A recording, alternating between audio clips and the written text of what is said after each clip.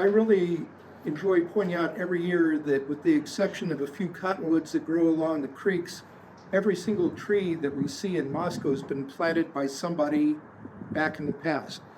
We used to be just a prairie with just a few trees here. Everything else you see has had somebody stick it in the ground.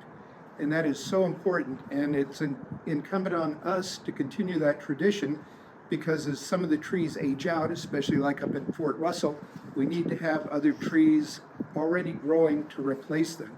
Otherwise, we revert back to prairie. And that's something nobody wants. Last city council, I read a proclamation for Arbor Day, and this is a very formal document replete with whereases and fancy language, but I want to read it again here today just to remind us of how we got here and now. So the Arbor Day proclamation goes like this.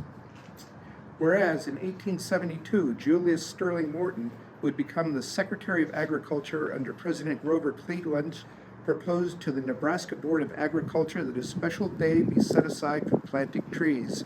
And whereas the resulting holiday, Arbor Day, was first observed in that state with the planting of more than 1 million trees. And whereas Arbor Day is now recognized throughout the nation and the world, reminding us that one person's initiative can make a lasting and meaningful difference. And whereas the City of Moscow and the Moscow Tree Commission are committed to a community forestry program that supports a safe, healthy, and attractive urban forest. And whereas Arbor Day reminds us of the timeless observation by its founder, J. Sterling Morton, that each generation takes the earth as a trustee.